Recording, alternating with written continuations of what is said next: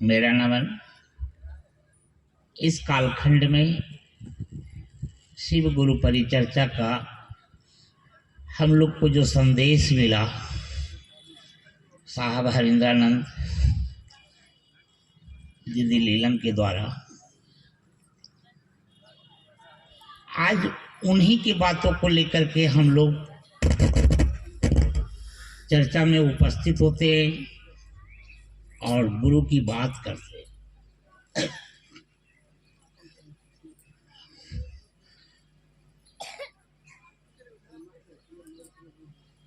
देखिए, हम लोग कहीं भी निकलते हैं तो एक ही बात सुनने के लिए मिलता है। लोग शिव को गुरु माने हैं वह भी कहते हैं, और जो नहीं माने हैं वह भी कहते हैं कि अरे शिव चर्चा वाला क्या है, बस 3 सूत्र बताता है और तो कुछ बताता ही नहीं। पहले में कहता है दया मांगने के लिए, और दूसरा में कहता है चर्चा परिचर्चा करने के लिए, और तीसरा में कहता है नमः शिवाय से प्रणाम करने के लिए।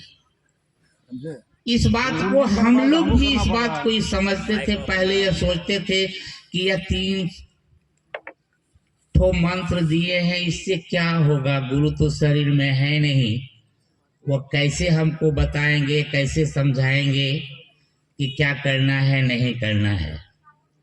यह बात जब मन में उठता था, किसी भाई बहन से कहते थे, तो अभी बता रहे थे ने कि एक शराबी था जो कि शराब पीने का लत था, वह शराब छूट गया।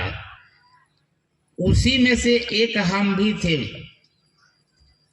देखिए, यह शिव गुरु परिचर्चा में जुड़ने के पहले सारा दिन काम करते थे और शाम को नशा में चूर होकर के घर जाते थे। और उसी समय इस बात को सुने जागा जागा महादेव, तो हमको लगा कि वो महादेव को जगाने के लिए कौन आ गया है भाई, जिसका कि इतना बड़ा सृष्टि है, इतना बड़ा संसार है। हम लोग वेद से भी जानते हैं, शास्त्र से भी जानते हैं कि सभी देव है तो वो महादेव है। लेकिन यह कौन पगला लोग है जो कि महादेव को जगाने के लिए आ गया है। लेकिन नशा में थे दीदी, वहां पर पहुंचे तो लगा कि नहीं, दूर में ही बैठना है, क्योंकि हम तो नशा में हैं।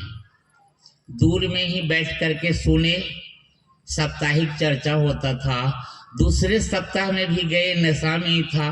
तीसरे सप्ताह जब आया गुरुवार, तो दिन में ही याद हो जाता है कि आज फिर चर्चा होगा, आज शराब नहीं पिएंगे, बिना पिए ही जाएंगे।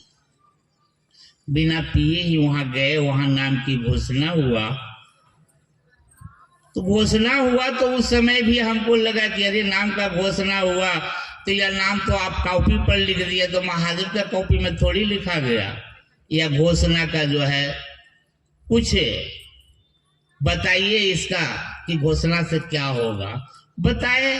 जिस तरह से हम लोग जानते हैं, हम लोग समझते हैं कि हमारी नाम की जब घोषणा होता है तो अंतरिक्ष में दिया जाता है। यही सब बातों को लेकर के जब साहब के द्वारा सुने, बात साहब से मिले, तो लगा कि अरे ये तो साहब कहाँ है, यह साहब थोड़ी है। उस समय हम तो नए थे, लेकिन लोग जो जुड़े हुए थे वह कहते थे कि अरे कुछ दिनों के बाद, अभी तो हम लोग साहब कह रहे हैं, लेकिन कुछ दिन के बाद ऐसा होगा कि लोग कहेंगे कि वह हरिंद्रानंद के स्वरूप में महादेव आया था। जब ऐसी ऐसी चीज हम लोग देखे, जब उनसे मिलने के लिए जाते थे, एक बार की बात है जो कि चित्तो लोढ़िया में रहते थे देवघर में, उस समय हम लोग जो है सो आ रहे थे उनसे मिलने के लिए। कुछ बहना लोग जो है सो आई थी, विदाउट टिकट था, 5, 7, 8 की ग्रुप में था, विदाउट टिकट में था।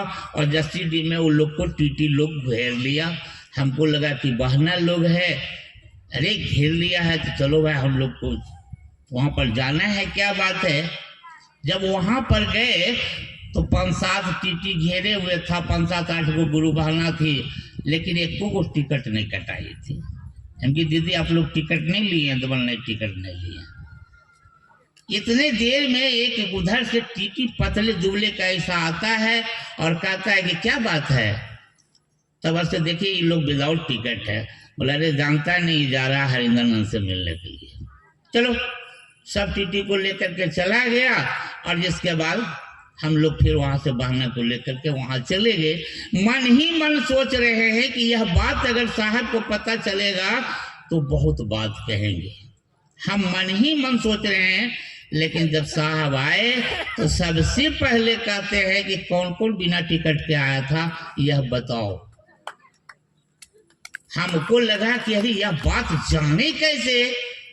तब साहब कहते हैं कि क्या करोगे, कभी हमको टीटी बनाओगे तो कभी क्या करोगे। तो यही सब तो अनुभूत है दीदी, अनुभूत तो झड़ेगा नहीं, लेकिन महादेव से जुड़ाव लगा है।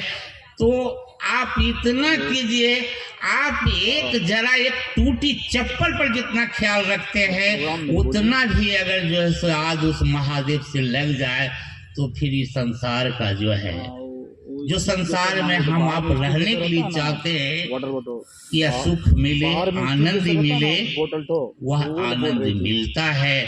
अगर नहीं मिलता दीदी तो ये आप जान लीजिए कि कोई कहां से कोई कहां से कोई कहां से गुरु की बात सुनने के लिए और कुछ बोलने के लिए, कुछ कहने के लिए जरूर पहुंचता है।